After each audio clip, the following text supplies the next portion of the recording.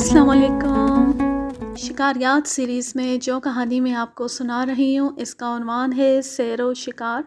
इसमें जो बाब मैं आपको सुनाने लगी हूँ इसका उन्वान है मेरा 19वां शेर एक ख़ातून की शिरकत में। इसके मुसन्निफ़ ख़ान बहादुर Hakimuddin, forest officer, UP, India. Saharanpur के सैयद जाफ़र अली बैरिस्टर मरहूम अक्सर बड़े दिन और गर्मियों की छुट्टियों में पास लेकर शिकार खेलने अपने बच्चों के साथ तफरीह के लिए आया करते थे। पहली मर्तबा उनसे मेरी मुलाकात चक्राता में सन 1932 में और फिर सन 1935 में झांसी में हुई। सन 1940 में उन्होंने कोटरी ब्लॉक का पास लिया और मुझे लिखा कि अगर मुमकिन हो सके तो 2-4 दिन के लिए कैंप में सीन आ जाइए। मैं अपनी बीवी और लड़की के साथ सीन में ठहरा हुआ था जहां ये दोनों साहब भी आ गए। मिस्टर जाफ़र अली, उनके लड़के और साहबजादी मिस कमर जहां MA superintendent Montessori school Aligarh university पहले पहुंचे। शाम को हम पैदल कोटरी वैली सड़क पर घूमने चले गए। कोटरी नदी में पानी कम हो गया था, लिहाजा सड़क के किनारे पत्थरों पर से नदी को कई जगह पार किया। 1 मील पर कुछ मैदानी इलाका आ गया जहां पर एक और नाला कोटरी नदी में आकर मिला था। जंगल में उस ज़माने में सदा किस्म के फूल फल मौजूद थे और अमलतास पीले फूलों से लदे हुए थे। हल्की खुशबूदार ठंडी हवा आ रही थी। हम पत्थरों पर बैठ गए तो देखा कि नाले के किनारे दरख्तों पर चंद गिद्ध बैठे हुए थे। मैंने कहा कि आप यहाँ बैठिए, मैं ज़रा देख लूँ कि गिद्धों की मौजूदगी की वहाँ क्या वजह है। उन सब ने कहा कि हम भी चलेंगे। लिहाजा हम सब गए तो नाले की तरफ घसीटन का निशान और शेर के पैरों के निशान देखे। नाले में पानी बहुत कम था, पहाड़ी इलाका था और छोटे बड़े पत्थर और लकड़ियाँ नाले में इस तरह पड़े हुए थे कि चलना मुश्किल था। मैंने फिर कहा कि आप यहाँ ठहर जाइए, मैं देख आऊँ कि क्या और कहाँ है। मगर उन सब ने कहा कि हम भी शेर के रहने की जगह देखेंगे। मैंने कहा कि अगर आ सकते हो तो आ जाओ। मिस कमर जहाँ अधेड़ उम्र की खातून ने बहुत शौक़ और हिम्मत दिखाई। शेर का लाश पर मौजूदगी का पता चिड़ियों के ख़तरे की आवाज़ से मालूम हुआ और फिर कांकड़ ने भी बताया। करीब 100 कदम के बाद एक सांबर का पट्ठा आधा खाया हुआ मिला। मौका अच्छा था। मैंने कहा कि अगर हिम्मत हो तो 20 कदम पर पहाड़ के ढाल पर बैठने की जगह थी, उस पर बैठ जाऊं, शायद शेर अंधेरे तक आ जाए। सब राज़ी हो गए और हम तीनों अंधेरे तक बैठे। जब शेर की आमद पत्थरों के खड़बड़ से नाले के ऊपर से आती हुई मालूम हुई, मैंने सोचा कि अगर शेर ज़ख्मी हो गया और फ़ौरन ना गिरा तो लाजमी नीचे भागेगा, फिर हमारा उसी रास्ते से जाना बहुत ही ख़तरनाक हो जाएगा। लिहाजा मैं ज़ोर से खांस कर खड़ा हो गया। शेर जो कि हमसे करीब 30 कदम पर हल्के से मोड़ पर था, आवाज़ देकर भागा। सब ने पूछा कि ये क्या किया। मैंने कहा कि रोशनी कम है, निशाना अगर ठीक ना लगता तो वो नीचे भागता और हमको रात भर यहीं बैठना पड़ जाता, इसलिए भगा देना ही मुनासिब था। हम पत्थरों और लकड़ियों में होते हुए नाले से सड़क पर पहुँचे और बंगले में बिल्कुल अंधेरा होने के बाद पहुँचे। मिस कमर जहाँ ने गैर मामूली दिलचस्पी और हिम्मत शेर के शिकार में दिखाई। मैं अपने आदमियों से 2 पिड़े बांधने को कह गया था। एक पिड़ा एक नाले में जहाँ मैंने 1 साल पहले मादा और पट्ठा मारा था और बड़ा नर बच गया था, और दूसरा सियासोत में जहाँ मैंने अपने ऊँट के बच्चे के कातिल को मारा था। दूसरे दिन सुबह में रेंज अफसर के साथ घोड़ों पर कालागढ़ डिवीज़न की सरहद पर एक ठेकेदार के माल का तखमीना करने और निकासी बंद करने जा रहा था। جس کے اوپر سرکاری قسط کا روپیہ باقی تھا۔ راستے میں فوریسٹ گارڈ ملا اور کہا کہ پڈا مارا گیا۔ میں نے پوچھا کہاں؟ اس نے جواب دیا کہ سرحدی سڑک جس پر ہم جا رہے تھے اور نالے کے ملان پر۔ میں نے کہا کہ میں نے تو پڈا اس نالے اور پہاڑ کے ملان پر باندھنے کے لیے بھیجا تھا جو یہاں سے 1 میل دور ہے۔ یہاں سرحدی لائن پر شیر دن میں نہیں آئے گا، یہ پڈا اور وقت ضائع کرنا ہے۔ اس نے کہا کہ پڈا دیر میں آیا اور آدمی پڈے کو پہاڑ کی چوٹی پر لے جاتے ڈر رہے تھے۔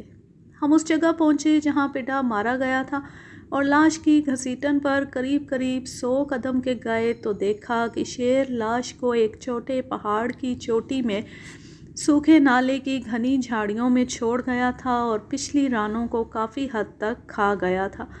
میں نے چاروں طرف دیکھا تو ایک قسم کا موٹا درخت قریب 30-35 گز پر نالے کے کنارے پر مچان کے لائق موجود تھا۔ میں نے لاش کو قسم کے درخت کے سامنے نالے میں کھنچوا لیا اور فوریسٹ گارڈ سے کہا کہ اپنی چارپائی چوکی سے منگوا دو اور اسے لا کر میرے اردلی کی مدد سے 2 شاخے میں بندھوا دو، جو کہ نالے کے اونچے کنارے سے 6 فٹ اور نالے سے 10 فٹ ہوگا۔ واپسی پر آ کر میں نے دیکھا اور ایک سیڑھی بھی چڑھنے کے لیے بندھوا دی اور سین 12 بجے کے قریب دوپہر کو واپس آیا۔ ڈاکٹر مصرا بھی اس وقت تک آ گئے تھے۔ کھانا کھاتے وقت میں نے کہا کہ ایک پڈا مارا گیا ہے اور آپ 2 صاحب ہیں، لہٰذا لاٹری ڈال لیجئے کہ کون بیٹھے گا۔ ڈاکٹر صاحب نے کہا کہ میں ہاتھی پر گھومنے جاؤں گا۔ بیرسٹر صاحب نے شیر نہیں مارا ہے، وہ بیٹھے۔ مسٹر جعفر علی نے کہا کہ میری لڑکی کو شیر مارنے کا بہت شوق ہے، یہ موقع میں اس کو دینا چاہتا ہوں۔ میں نے کہا کہ اچھا، آج عورتوں ہی کو یہ تماشا دکھایا جائے گا۔ جگہ بھی نزدیکی تھی اور آسانی سے پہنچ سکتے تھے۔ میں نے اپنی لڑکی سے کہا، جس نے اسی سال مس قمر جہاں کی نگرانی میں میٹرک پاس کیا تھا، کہ آج تم بھی چلنا۔ میں نے مس قمر جہاں سے دریافت کیا کہ آپ نے کوئی جانور کبھی شکار کیا ہے؟ انہوں نے کہا کہ میں نے حال ہی میں 20 بور بندوق کا لائسنس لیا ہے اور ایک ہریل مارا ہے۔ میں نے کہا کہ اپنی بندوق اور 5 گولی کے کارتوس لائیے اور سامنے درخت پر نشانہ لگائیے، مگر ان کے پاس گولی کے کارتوس نہیں تھے۔ ان کے والد بیرسٹر صاحب نے اپنی 12 بور بندوق اور گولی کے کارتوس دیے اور مس صاحبہ نے 25 قدم سے 3 کارتوس سیمل کے درخت پر ایک کاغذ کا ٹکڑا چپکا کر فائر کیے، جو کہ 6 انچ لمبے چوڑے کاغذ پر لگ گئے۔ میں نے کہا نشانہ ٹھیک ہے اور اگر ضرورت ہوئی تو میں دہرا دوں گا۔ میں نے ضروری ہدایت دے کر کہا کہ شام کو 4 بجے چلیں گے۔ دفتر کا کام ختم کر کے اور چائے پی کر ہم تینوں اور اردلی موٹر میں روانہ ہوئے اور ایک ہاتھی پر ڈاکٹر مصرا گھومنے گئے اور دوسرے ہاتھی پر میں نے بیرسٹر صاحب کو اور ان کے صاحبزادے کو روانہ کیا کہ ہماری موٹر سے 1 فرلانگ کے اندر دکن کی طرف ریاست کاشی پور کے جنگل میں گھومتے رہے۔ اگر شیر زخمی ہو گیا تو ہاتھی سے ڈھونڈیں گے۔ میں نے موٹر کو مچان سے قریب 80 گز پر چھوڑا اور خاموشی سے جا کر مچان پر بیٹھ گئے۔ مچان کو پتوں والی ڈالوں سے خوب ڈھک لیا اور لاش جو کہ پتوں سے ڈھکی ہوئی تھی کھلوا کر اردلی سے کہا کہ جا کر موٹر میں بیٹھو۔ میں نے سب سے زیادہ اچھی جگہ مس قمر جہاں کو دی، جس طرف سے شیر کے آنے کی زیادہ امید تھی۔ پھر لڑکی کو بٹھایا۔ بعد کو میں درخت کی موٹی شاخ کا سہارا لے کر بیٹھا۔ میں نے دونوں لڑکیوں سے کہا کہ خوب سنبھل کر بیٹھ جاؤ، ہلنا مت۔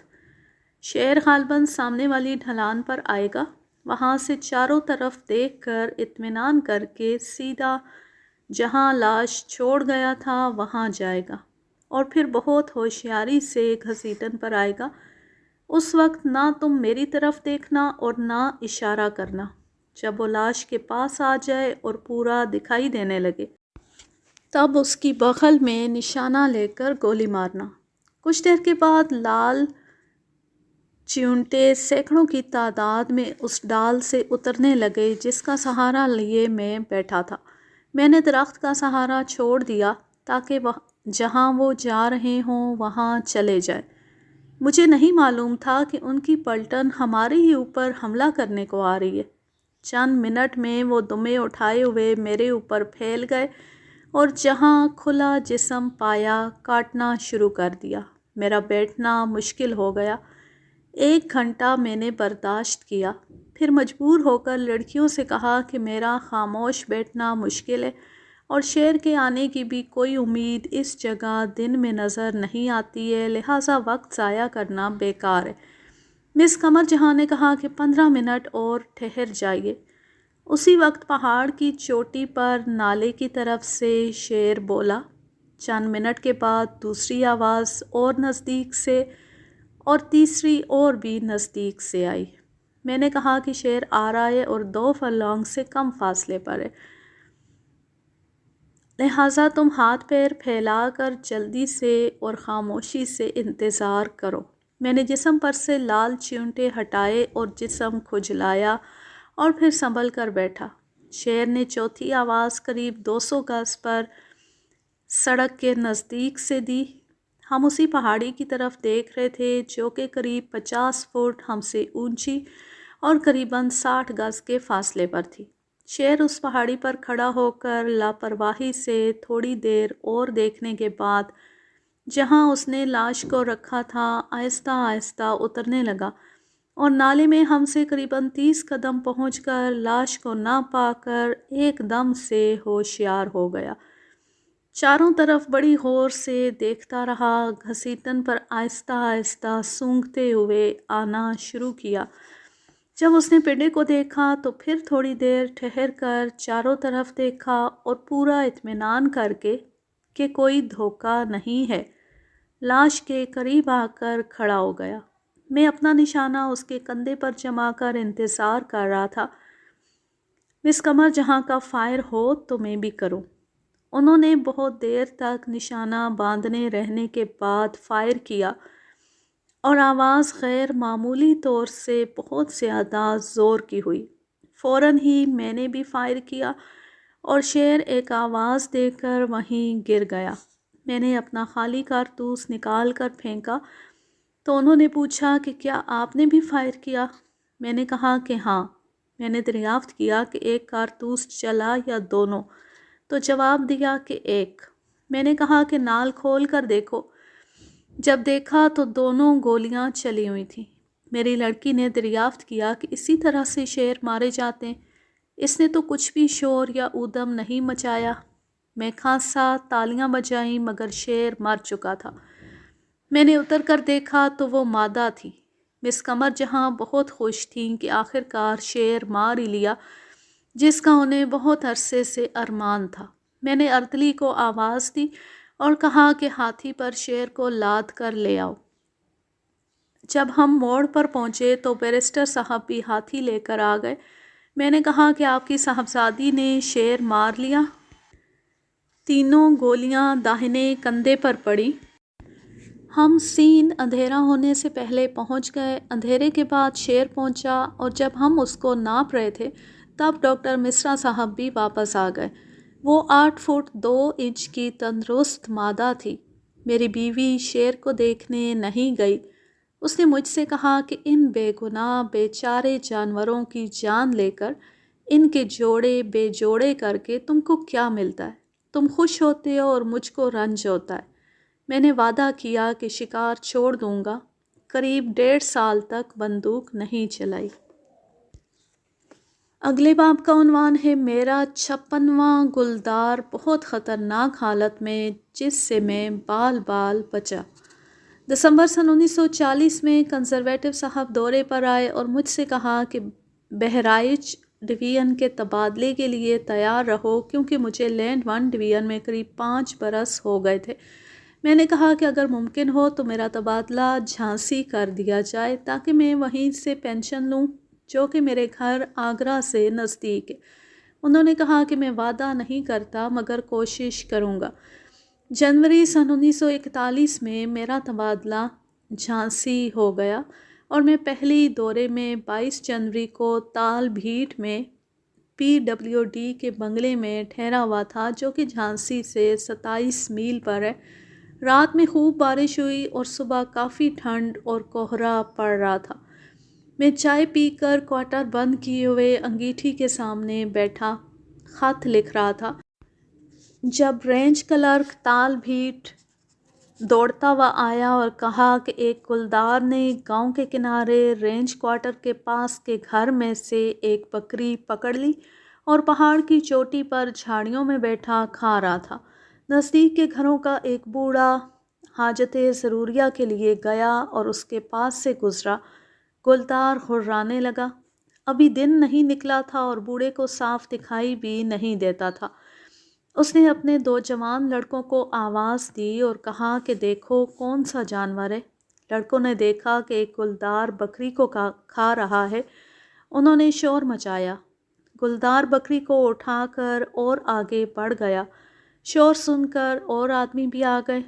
گلدار بکری کو چھوڑ کر پہاڑ کے تیز ڈھال پر قریب 100 گز اوپر تال بھیٹ کے پرانے قلعے کی دیوار کے نیچے پتھروں میں گھس گیا اور اس کے پیچھے گاؤں کے آدمی اور لڑکے شور مچاتے ہوئے گئے اور لوگ جمع ہونا شروع ہو گئے اور گلدار چٹان کے ایک سوراخ میں گھس گیا اور اس کا پچھلا حصہ دکھائی دے رہا ہے اور آدمی گھبرائے ہوئے کھڑے ہیں۔ اس کو مار دیجئے۔ میں نے کہا کہ میں نے شکار کرنا چھوڑ دیا ہے، کسی گاؤں والے سے کہو مار دے۔ اس نے کہا کہ گاؤں میں ایک بندوق ہے، وہ وہاں بندوق لیے موجود ہے مگر ڈرتا ہے۔ میں نے 366 بور رائفل اور 5 کارتوس لیے اور جس طرح سوٹ پہنے بیٹھا تھا رینج کلرک کے ساتھ اردلی کو لے کر چلا گیا۔ وہاں پہنچ کر دیکھا کہ قریب 200 آدمی پہاڑ کے تیز ڈھال پر چٹانوں درختوں پر، اسی قدر عورتیں اور بچے بھی پہاڑ کے نیچے گھروں کے سامنے جمع تھے۔ ایک آدمی پہاڑ پر قلعے کی دیوار کے نیچے پتھروں میں لمبا بانس لیے ہوئے زمین پر مار رہا تھا جہاں پر گلدار ہم سے قریب 100 قدم پر چھپا ہوا تھا۔ میں نے کہا کہ میں اس تیز ڈھال پر بغیر کیلوں والے جوتے کے نہیں چڑھ سکتا۔ رینج کلرک نے کہا کہ میرا ہاتھ پکڑ لیجئے۔ مجھے لگ رہا تھا کہ لوگ کیا خیال کریں گے کہ گلدار مارنے کے لیے میں دوسرے کا سہارا لے کر جا رہا ہوں۔ میں نے ایک لکڑی ایک گاؤں والے کے ہاتھ سے لے کر پہاڑ پر چڑھنا شروع کیا۔ میں جب اس جگہ پہنچا جہاں ایک آدمی لمبا بانس لیے ہوئے اپنے سے قریب 100 فٹ اوپر پتھروں میں مار رہا تھا اور گلدار ہررا رہا تھا مگر پتھروں کی وجہ سے مجھے کچھ دکھائی نہیں دیا۔ میں نے اس آدمی سے کہا کہ تم سامنے سے ہٹو تو میں تمہاری جگہ پر آ کر دیکھوں۔ جب وہ ہٹا اور میں اس کی جگہ گیا تو دیکھا کہ گلدار کی پچھلی ٹانگیں اور اس کی لٹکتی ہوئی دم دکھائی دے رہی تھی۔ ایسا معلوم ہوتا تھا کہ 2 بڑے پتھروں کے درمیان میں آگے راستہ تنگ تھا اور گلدار اس سے زیادہ آگے نہیں جا سکتا تھا۔ گلدار کے نیچے ایک جھاڑی تھی اور اوپر گھنا جالا تھا۔ سورج ابھی نہیں نکلا تھا۔ ٹھنڈی ہوا زور سے چل رہی تھی اور میری آنکھوں سے غیر معمولی طور پر پانی نکل رہا تھا جس سے اس اندھیرے سے گڑھے میں گلدار کی ٹھیک پوزیشن کا اندازہ نہیں ہو رہا تھا اور نہ ہی اس کا کوئی نازک حصہ دکھائی دے رہا تھا جس پر گولی مارتا۔ لہٰذا میں تیار رائفل لیے ہوئے کچھ دیر غور کرتا رہا کہ اگر گلدار اس سوراخ میں سیدھا نہیں ہے اور میری گولی صرف پچھلے دھڑ پر لگی تو پہلے تو وہ سیدھا میرے اوپر آئے گا کہ مجھ سے فاصلہ مشکل سے 15 فٹ ہوگا اور پھر چاروں طرف آدمی اور پہاڑ کی چوٹی پر سینکڑوں عورتیں اور بچے۔ یہ زخمی گلدار نامعلوم کیا اودم کرے گا۔ لہٰذا میں انتظار کر رہا تھا کہ جسم کا کوئی اچھا حصہ دکھائی دے تو گولی مار کر اسے ختم کر دوں، مگر تماشا دیکھنے والے بے چین تھے اور انہوں نے شور مچانا شروع کیا، چلاؤ گولی چلاؤ۔ میں نے سوچا کہ اب گولی نہیں چلاتا ہوں تو سب لوگ یہ کہیں گے کہ میں ڈر گیا اور عورتیں مجھ پر ہنسیں گی۔ لہٰذا میری اکڑ نے مجبور کیا کہ میں فائر کروں، اس امید پر کہ اگر گلدار اس سوراخ میں سیدھا کھڑا ہوگا تو میری گولی اس کے تمام جسم میں سے گزر جائے گی اور وہ ضرور مر جائے گا۔ لہٰذا میں نے اطمینان کا نشانہ اس کی دم کی جڑ پر لے کر فائر کیا۔ رائفل کی آواز پہاڑ میں گونج رہی تھی۔ بانس والا آدمی میرے دائیں اور میرا اردلی بائیں طرف کھڑے تھے۔ یہ دونوں بھاگنے کے لیے مڑے اور تیز ڈھال پر لڑکے۔ اور بھی آدمی شور مچاتے اور لڑکتے ہوئے بھاگے۔ میں غور سے گلدار کی حالت دیکھ رہا تھا۔ وہ ہلا تک نہیں مگر اس کی دم سے خون بہنے لگا۔ مجھے خیال ہوا کہ شاید گولی کل جسم میں سے ہوتی ہوئی سر میں پہنچ گئی اور وہ فوراً بغیر ہلے مر گیا۔ جب بھاگنا بند ہو گیا تو لوگوں نے پھر شور مچایا کہ ایک گولی اور مارو۔ میں نے بھی مناسب سمجھا اور ایک گولی اور اسی جگہ پر مار دی۔ اس مرتبہ گلدار نے پیچھے نکلنا شروع کیا۔ میں نال میں تیسری گولی لا کر غور سے دیکھ رہا تھا کہ کوئی حصہ مثلاً کمر کا یا بغل پر نظر پڑے تو میں فائر کروں، لیکن یکا یک گلدار مڑا اور ڈھونک کر حملہ کر دیا۔ میں نے رائفل بغیر نشانہ لیے نال کو اس کے جسم سے لگا کر چلا دی، مگر بدقسمتی سے 15 برس کے استعمال میں دوسری مرتبہ میری 366 بور رائفل نے ایسے نازک وقت میں دھوکہ دیا اور کارتوس نہیں چلا۔ میں بھاگنے کے لیے مڑا مگر گلدار مجھ سے لپٹ گیا اور ہم دونوں اس تیز ڈھال پر لڑکے، کبھی میں گلدار کے اوپر اور کبھی وہ میرے اوپر، پہیے کی طرح تیزی سے لڑکتے ہوئے قریب 40-50 فٹ نیچے آ کر ایک بڑے سے پتھر سے ٹکرائے۔ گلدار پتھر سے آگے نکل کر دوسرے پتھر سے 10 قدم نیچے رک گیا۔ میرے ہوش جاتے رہے کہ اتنے میں گلدار نے چاروں طرف دیکھا اور پھر شور مچاتے ہوئے حملہ کیا اور پتھر کے اوپر اگلے ہاتھ اور ٹھوری جما کر غسیلا منہ بنا کر مجھ سے 2 فٹ پر آ کر غرانے لگا۔ پتھر گلدار کی طرف سے قریب 5 فٹ اونچا تھا اور میری طرف سے صرف 2 فٹ اونچا تھا۔ مجھے خیال ہوا کہ اگر یہ پتھر کے اوپر آ گیا تو میری گردن پکڑ لے گا۔ میں بھاگنے کے قابل نہ تھا۔ اٹھ کر بیٹھ گیا اور نال کو اس کی گردن میں لگا کر لبلبی دبائی اور یہ بھول گیا کہ وہ تو پہلے ہی سے چلی ہوئی تھی۔ میں نے بولٹ کو گھمایا تاکہ دوسرا کارتوس نال میں لاؤں مگر بولٹ جم گیا۔ اس کی سوئی کارتوس کی ٹوپی میں گھس گئی تھی اور بولٹ نہیں گھوما۔ گلدار شور مچا رہا تھا اور پتھر پر چڑھنے کی کوشش کر رہا تھا۔ اس نے پچھلے پیروں کا سہارا لے کر اوپر اچھلنے کی کوشش کی مگر چونکہ پچھلے پیر زخمی تھے وہ کلابازی کھا کر پھر لڑکتا ہوا اسی پتھر پر رکا۔ میں بولٹ کھولنے کی کوشش کر رہا تھا کہ اتنے میں ٹھیکیدار نے اپنی بندوق کی گولی 15 فٹ سے ایک چٹان کی آڑ سے ماری جو کہ گلدار کی ران پر پڑی اور اس کو دیکھتی ہی گلدار مجھے چھوڑ کر اس کے پیچھے شور مچاتا ہوا دوڑا۔ ٹھیکیدار بندوق پھینک کر بھاگا اور آدمی بھی جو اس طرف تھے وہ تیزی سے بھاگے بھی اور لڑکے بھی۔ گلدار ٹھیکیدار کے قریب پہنچ چکا تھا۔ میں زور لگا رہا تھا کہ میرا بولٹ گھوم گیا اور دوسرا کارتوس نال میں لے کر میں نشانہ لینے لگا تو دیکھا کہ دونوں اوپر اور نیچے کے نشانہ لینے کے دوران لڑکتے وقت ٹوٹ کر گر گئے تھے۔ چونکہ نشانہ نزدیک کا تھا میں نے اندازہ نال اس کے کندھے پر جما کر فائر کیا اور گلدار شور مچاتا ہوا اور کلابازیاں کھاتا ہوا پہاڑ کی جڑ پر پہنچا۔ آدمی پہاڑ کے ڈھال پر تو بھاگ ہی رہے تھے اور لڑک رہے تھے، اب عورتیں اور بچے چیختے چلاتے شور مچاتے گاؤں میں اور گھروں کی طرف بھاگے۔ گلدار جہاں گرا وہیں پڑا رہ گیا۔ میرا ٹوپ، اینک، لکڑی سوائے رائفل کے سب گر چکے تھے۔ تمام جسم خون سے بھرا ہوا تھا، سر سے خون بہہ کر کانوں پر آ رہا تھا۔ کوٹ اور پتلون کوہنیوں اور گھٹنوں پر سے پھٹ گئے تھے۔ جسم کے سارے زخموں میں درد ہو رہا تھا۔ میں سمجھا کہ مجھے سخت چوٹیں آئی ہیں، ہڈیاں ٹوٹ گئی ہیں، لہٰذا وہیں پڑا رہا۔ میرے اردلی اور رینج کے آدمی دوڑ کر آئے، مجھ کو اٹھایا۔ میں کانپ رہا تھا، مگر تعجب ہوا کہ کوئی ہڈی نہیں ٹوٹی تھی۔ سر، ٹھوڑی اور کونیاں، گھٹنوں اور پیروں میں کافی زخم تھے۔ آدمیوں کے سہارے پہاڑ سے اتر کر میں رینج کوارٹر گیا، زخم دھوئے اور ٹنکچر آیوڈین خوب لگایا۔ صبح جب میں بنگلے سے نہایت اچھے سوٹ میں چلا تو مجھے نہیں معلوم تھا کہ گاؤں والوں کو مفت کا تماشا دکھا کر اپنی حالت ایسی خراب کر لوں گا۔ موٹر منگا کر بنگلے پہنچا اور زخموں کو خوب صاف کر کے پٹیاں باندھی۔ اسی وقت لوگ وہ گلدار لائے جو ایک چھوٹا گٹھے ہوئے جسم کا صرف 6.5 فٹ کا نر گلدار تھا جس نے سب کے ہوش اڑا دیے تھے۔ میری رائفل کا کندھا پھٹ گیا اور جگہ جگہ پتھروں سے خراب ہو گیا۔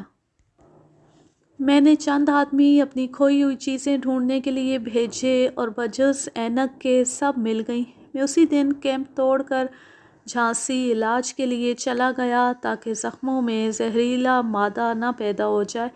میرے شکار کے تمام واقعات میں اس سے زیادہ خطرناک کوئی واقعہ نہیں ہوا جو کہ گاؤں کے ایک چھوٹے مگر بہادر گلدار نے دکھایا۔ میری بیوی اس واقعے کو سن کر آگرہ سے دیکھنے آئی اور مجھ سے پوچھا کہ اپنا وعدہ کیوں توڑا جس کا یہ انعام ہے، اور مجھے مجبور کیا کہ رائفل، بندوق اور کھالیں بیچ ڈالوں۔ میں نے پھر بے دلی سے وعدہ کر لیا۔ اسی سال میرے تیسرے لڑکے کا انتقال ہو گیا جو کہ ہونہار رینجر محکمہ جنگلات میں تھا، جس سے مجھ کو بے گناہ جانوروں کو مارنے سے نفرت ہو گئی اور شکار چھوڑ دیا۔ میں نے اپنی رائفل 800 میں اور بندوق 700 میں بیچ دی جو کہ نئی 150 اور 95 روپے میں خریدی تھی۔ لڑائی کے بعد ہتھیاروں کی قیمتیں بہت بڑھ گئی تھیں کیونکہ باہر سے مال آنا بند ہو گیا تھا۔ اکتوبر سن 1944 میں پینشن پر جانے سے پہلے میں نے قریب 1 درجن شکار کی کھالیں اپنے دوست میجر کالی کٹ کے ہاتھ فی گلدار 50 روپے اور فی شیر 100 روپے کے حساب سے بیچ دیں جو کہ بنوائی میں خرچ ہوا تھا، اور صرف ایک کھال بطور یادگار کے میں نے اپنے لیے رکھ لی کیونکہ میری بیوی نے کہا تھا کہ میں ان ہتھیا کی چیزوں کو گھر میں نہیں رکھوں گی، یا تو بانٹ دوں گی یا جلا دوں گی۔ جب میجر کالی کٹ چیک لے کر کھالیں لینے آئے تو وہ میرے لیے 2 کھالیں چھوڑنے کے لیے چھانٹنے لگے، مگر وہ سب بہت اچھی حالت میں بغیر کسی نقص کے ایک ہی سی تھیں اور چند ہی سال کے اندر کی ماری ہوئی تھیں، کیونکہ پرانی کھالیں میں ڈاکٹروں اور لیڈی ڈاکٹروں کو اور دوستوں کو بانٹتا رہتا تھا اور صرف 1 درجن کے قریب اپنے پاس رکھتا تھا۔ میجر کالی کٹ کو جب کوئی خاص فرق نہیں ملا تو کھالوں پر ہاتھ ملنے لگے۔ میں نے پوچھا کہ یہ کیا کرتے ہو؟ تو کہا کہ گولی کے نشان ڈھونڈتا ہوں۔ میں نے کہا وہ نہیں ملیں گے، میں نے ان کو جال میں پکڑا تھا۔ وہ ہنسے۔ میں نے کہا کہ اچھا 4 سے زیادہ میں گولی کے نشان ڈھونڈ لو تو وہ مفت لے جانا۔ انہوں نے ایک کھال کا استر کھول ڈالا اور جب گولی کا نشان نہ پایا تو پوچھا کہ گولی کہاں لگی؟ میں نے کہا کہ ان کے زیادہ تر نزدیک سے آنکھ یا کان میں گولی ماری ہے، لہٰذا پینشن کے بعد جب میں آگرہ مکان پر گیا تو اپنے ساتھ شکار اور جنگلی جانوروں کے قتل کا کوئی نشان نہیں لے گیا، اور شکار تو ویسے بھی ایک عرصے سے چھوڑ ہی رکھا تھا۔ ملازمت کے آخری حصے میں جنگ کے سپلائی کے کام بہت بڑھ گئے تھے جس کی وجہ سے مجھے دل دھڑکنے اور ہائی بلڈ پریشر کی شکایت ہو گئی تھی۔ اس کے علاوہ پینشن لینے کے بعد یکایک جنگل کی محنتی زندگی سے شہر کی بیکاری میں صحت گرنے لگی۔ اس کے اوپر میرے جوان داماد کا انتقال سن 1945 میں 8 بچے چھوڑ کر ہو گیا۔ اس پریشانی سے اور بھی طبیعت خراب ہو گئی۔ 1 سال کے اندر میرا جی پی فنڈ، بیمے اور چوتھائی پینشن کے فروخت کرنے کا روپیہ وصول ہوا۔ میرے دوستوں نے رائے دی کہ عمر بھر سخت محنت و مشقت میں صرف ہوئی اور اب بیکاری سے وقت نہیں کٹتا ہے، اس لیے کچھ کام کرنا چاہیے۔ لہٰذا میں نے ایک گلاس فیکٹری شرکت میں فیروز آباد میں خریدی جس میں نے 40,000 روپے لگائے اسی وقت بلوے شروع ہو گئے اور 6 مہینے کے اندر 30,000 روپے کا مجھے نقصان ہوا، جس سے عمر بھر کی کمائی کا آخر وقت میں سخت دھکا لگا اور سن 1947 میں مایوس ہو کر گھر آ کر بیٹھ گیا اور دن بہت بھاری کٹنے لگے۔ سن 1948 کے شروع میں مجھے راجہ صاحب سنگاہی نے اپنی ریاست کے مینیجر پر 600 روپے ماہوار تنخواہ مقرر کیا اور 4 اردلی اور بلا کر کرائے کا مکان دیا۔ 4 اردلی دیے اور مجھے بلا کر کرائے کا مکان بھی دیا، جو کہ میں نے قبول کیا، اور 40 برس کے بعد اپنی جائے پیدائش اور بچپن کے دوست عبد الرحمن، جو کہ اب جنگل کے بڑے ٹھیکیدار ہیں، اور منصب علی، جو کہ ریاست میں ضلع دار ہیں، اور اس علاقے میں جہاں میرا بچپن بہت اچھا کٹا تھا، اپنے پرانے ساتھیوں میں آ کر پھر کام کرنا شروع کیا۔ مجھے اس دیہات اور جنگل کی زندگی سے خاص دلچسپی تھی، لہٰذا میری صحت بھی ٹھیک ہونا شروع ہو گئی اور وقت بہت اچھا کٹ رہا تھا۔ مگر سن 1949 میں میرے لیے بہت ہی منحوس سال ثابت ہوا، جس میں میرے 2 بڑے لڑکوں کا انتقال ہو گیا اور انہوں نے 14 بچے اور 2 بیوائیں چھوڑی، جن کی پرورش، تعلیم، شادی بیاہ کا کل بار میرے اوپر ہے، اور خدا کا شکر ہے کہ میں 67 برس کی عمر میں بھی اپنا کام، دفتر اور باہر کا بہت اچھے سے چلا رہا ہوں۔ آج کے لیے بس اتنا ہی، اب میں لیتی ہوں آپ سے اجازت۔ جہاں رہیں خوش رہیں، شاد و آباد رہیں، ہنستے مسکراتے رہیں۔ اللہ حافظ، اللہ نگہبان۔